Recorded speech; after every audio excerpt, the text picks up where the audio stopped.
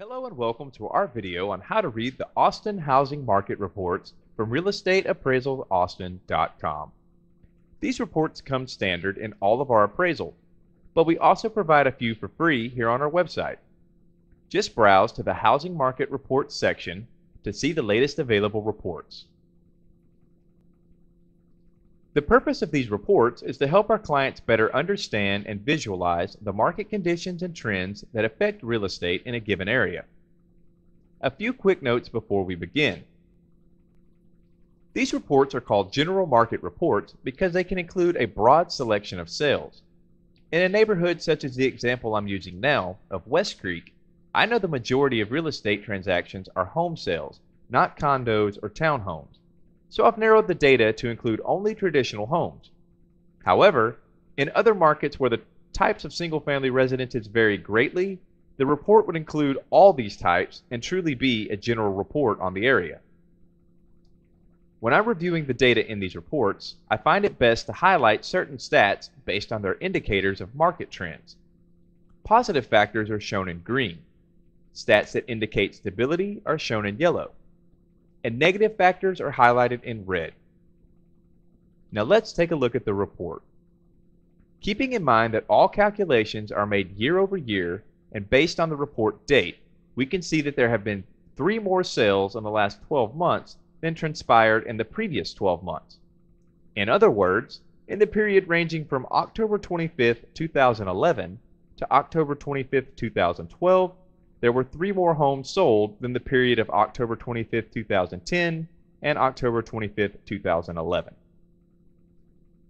A further analysis of the inventory and sales section reveals that absorption rate over the past 12 months has averaged 2.2 homes per month. And at this rate of absorption, it will take 1.4 months to sell the 3 active listings on the market.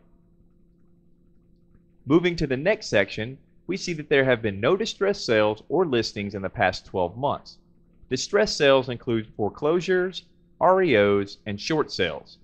The financing section can be useful in determining predominant types of purchases. For instance, if an area is experiencing higher than typical cash purchases, it could be a hot investment market.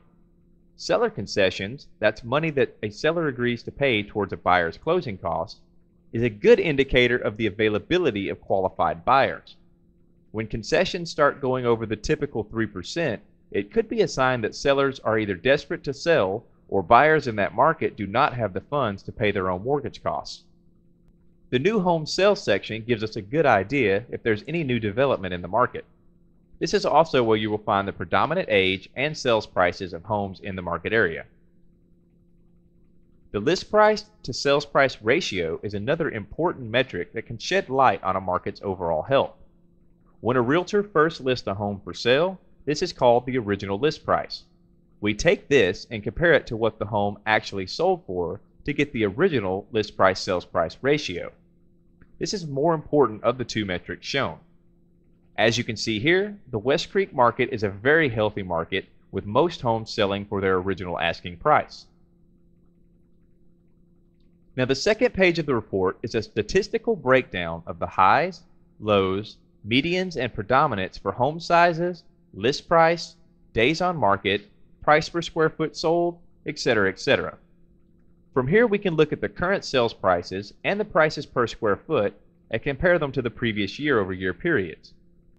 This section can be extremely helpful in determining if values are truly increasing or not. For example, if we find that sales prices are higher this year, but the typical home size has also increased, then we can conclude that the increase in values are more related to larger homes selling than actual property value increases.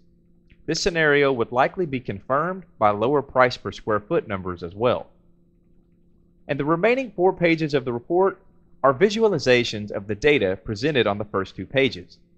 The data is charted quarterly over a 3-year period and then annually over a 5-year period. And that concludes this video on how to read the market reports found at realestateappraisalsaustin.com. I hope it has provided some insight and helped you better understand how these reports are used in the appraisal process. If you have any questions, feel free to give us a call or shoot us an email at info@realestateappraisalsaustin.com.